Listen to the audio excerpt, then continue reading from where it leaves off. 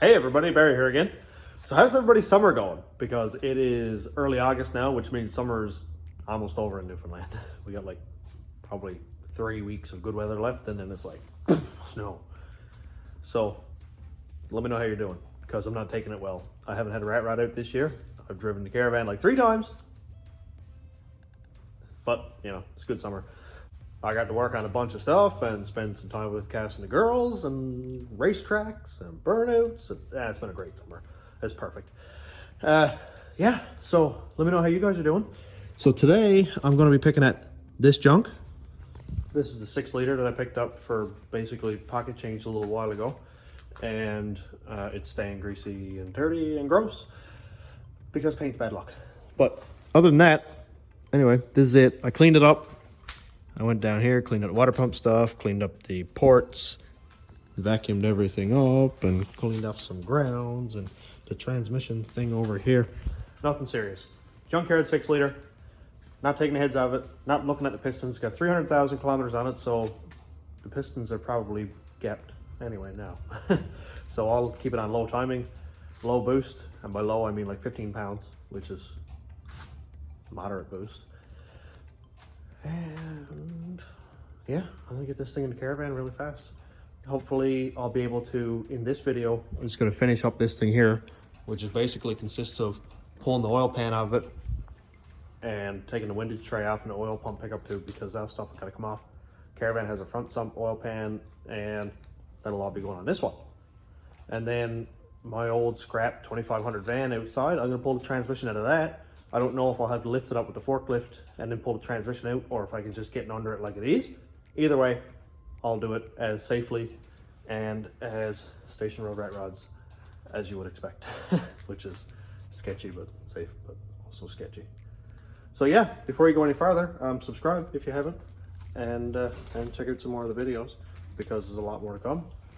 And there's going to be a lot more of this, because I don't learn. This is my 6th LS engine. I think I blew up like 8 small blocks or something, like SBCs, before I came to this stuff, and then started putting turbos on it and started blowing that up. And yeah, so I'm gonna stop rambling and mumbling away and get some work done. Let's get the oil pan off of this thing and see what kind of sludge is down inside of it.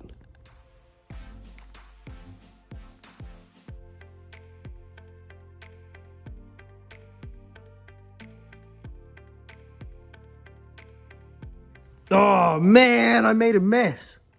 Yeah. Well, at least it's not Dexcool.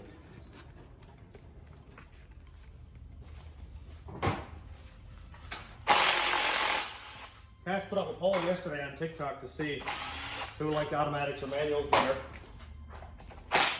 And I like manuals better, but no, I don't. Anyway. Manual's won, but if I could get like an AR5 or TR6060, I think it's called, something like that. Come on, there we go. And a good clutch, a good floor-mounted clutch pedal setup, I would probably do a manual.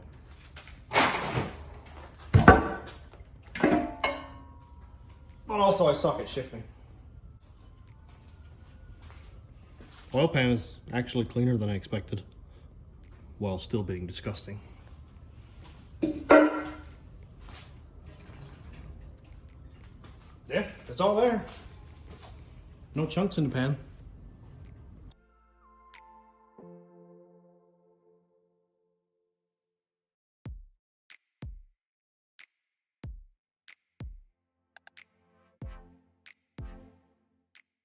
I'm gonna put 2 screens up here in a second, but watch how when I turn the crank back and forth that the cam down here doesn't move at all.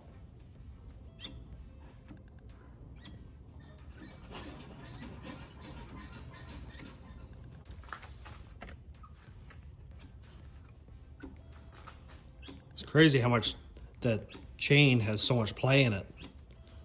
The cam hasn't moved at all, and I'm moving this thing probably a 1/4 inch rotation. But the actual crazy thing is I bought a brand new Cloy's 1X timing kit, which came with the crank gear, cam gear, and a new chain. and well, that was when I needed my front sensor set up, and it still had that much play in it. I don't know if it's normal, but you'd think that with that much play, you could have some variances in cam timing, probably a couple degrees, and not consistent. So it very well could have a couple degrees advanced, a couple degrees retarded, and have your timing, your valve timing all over the place. So have you guys ever ran into that? Like, our timing gear is supposed to be tight? Is it supposed to be a little bit of slack in it?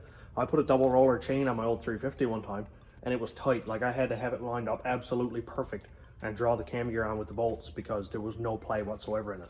I haven't really seen this on these LS's, and every one that I take apart have over 100,000 miles on it anyway, so everything is already worn out. But anyway, this thing is in usable shape.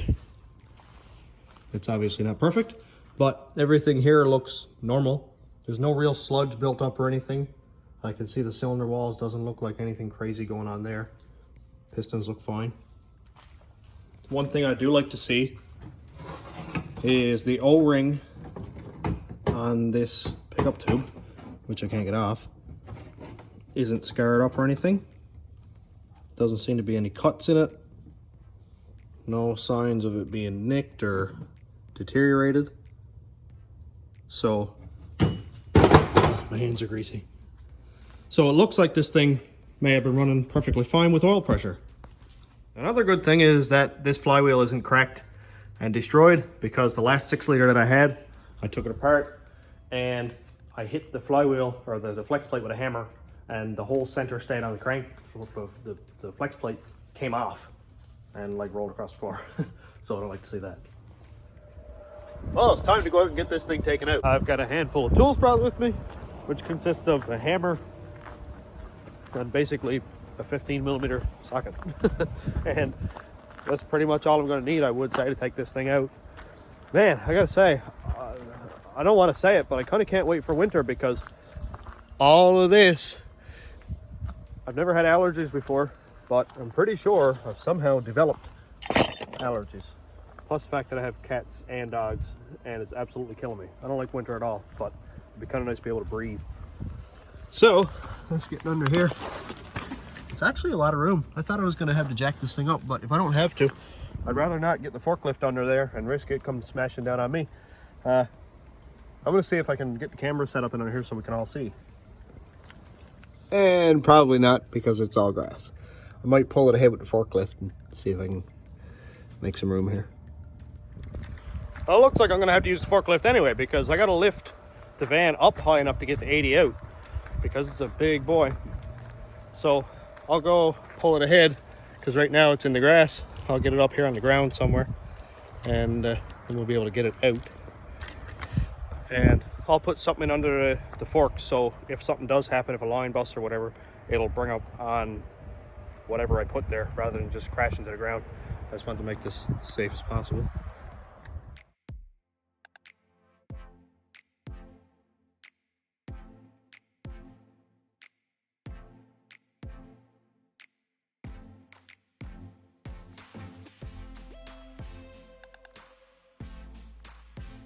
Okay, good to go. I just got the worst crack on the top of my head I think I've ever gotten. Like right here, everything hurts. I jumped on this, jumped up here, smoked my head off the top of that rail. Oh, gee, it hurt my neck and everything. Lovely. So, this thing is up. Wheels 4 or 5 inches off the ground. Forks are up. Everything's all good in there. And I got this massive thing chunked in under there. And it's resting down on that now. It's not like up an inch where it can fall off, whatever. It's just like a chock now. So now I got ample room to get under here and work on this thing. Hopefully I'll be able to set the camera up and we can see what we're doing.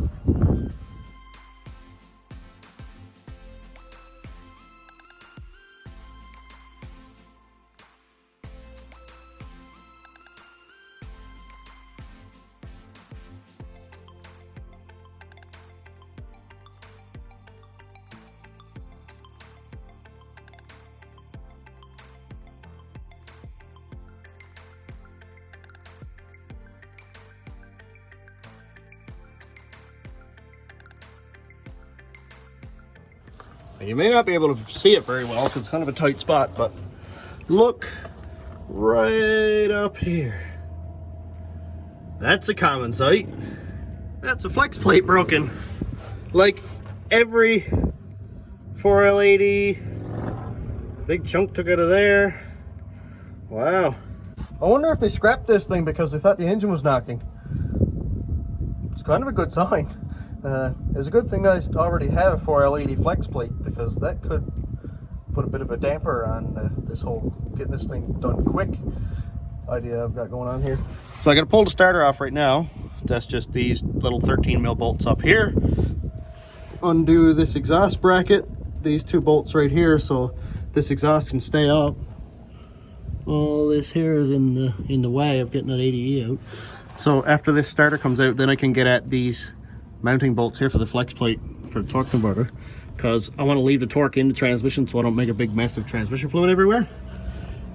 And also get at these little clips here. I just got to pull off this plastic thing here, and there's the little horseshoe clips. Now those horseshoe clips, usually if you don't use a pick with a magnet on it or something like that, they usually just fly off into another dimension and you never find them again. But I'm going to see if I can save them. Usually I have a collection, but they're home in my toolbox. When I scrap trucks every time, I'll take them out and save them, because you don't want a stupid $5 clip taking a full week to get it, ruining a job. And hey, look, new lines too. Sick. I'll probably cut them off up there farther. Maybe I'll try to save the whole lines, because it's nice to have factory stuff. This thing's in wicked shape. It looks like with the flex plate broken, it may have messed up a rear main seal, because everything under there is soaked. And this plate down here was pretty much full of transmission, or engine oil, sorry. Cool.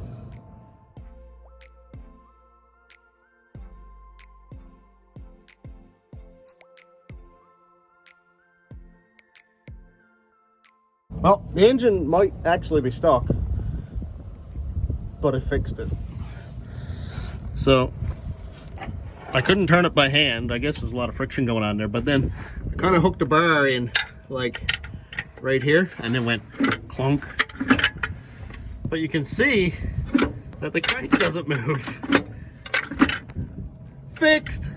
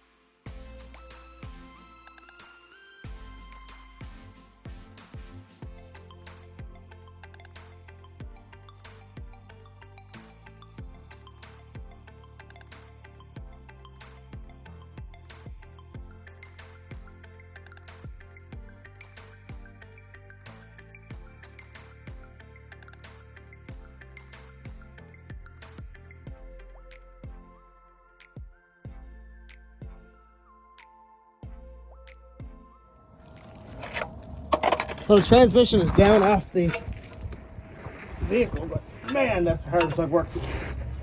This thing is a ton. The torque converter stayed. The flywheel or the flex plate was broken, so I figured it would all come out at one time, but it didn't.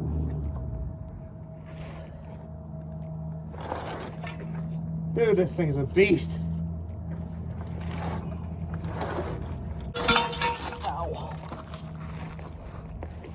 Oh man, that is wild. So heavy.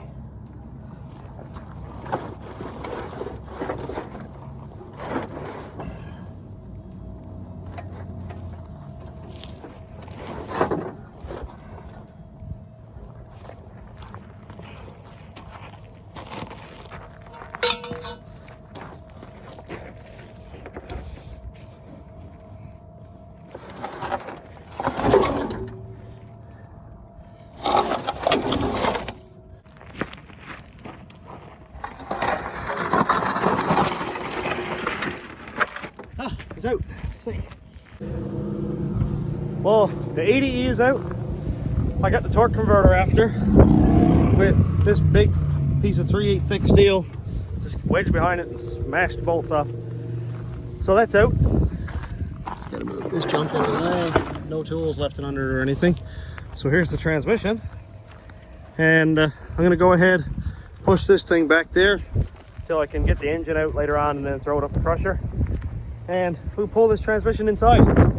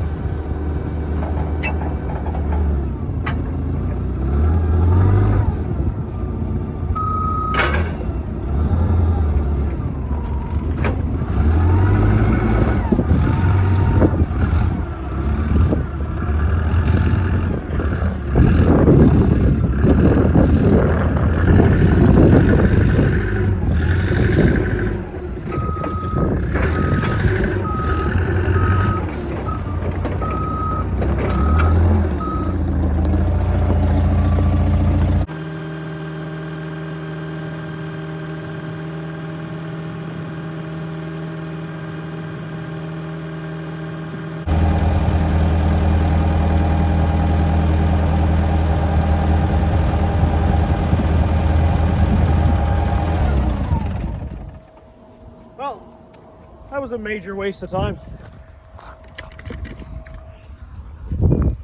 I can send it all to the crusher right now. That, everything. There we go. Just what I needed. That's correct, but not a lot there.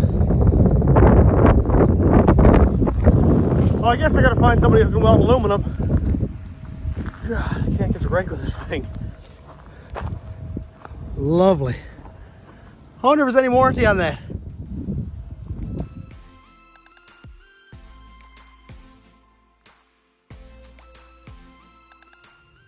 Now that I got it inside, I can actually assess the damage, see what we got.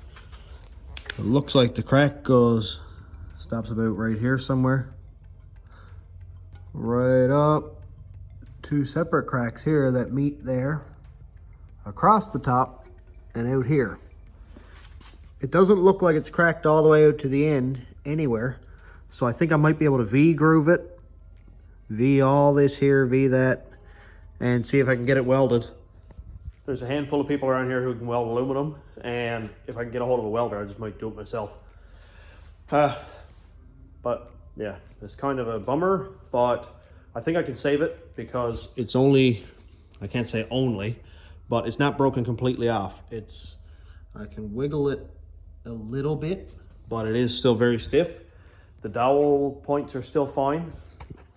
If it was broken around here anywhere, or on that side, around the dowel, I'd be really nervous because that's what takes the actual load from twisting and stuff of the transmission. The bolts are basically just there to mount it.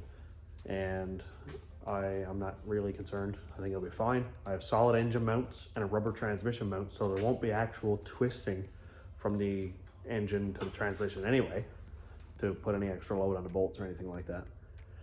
So I think what I'm going to do next, won't be today, but I'll pull the pan off, change the filter, blow the lines out, make sure that's all good.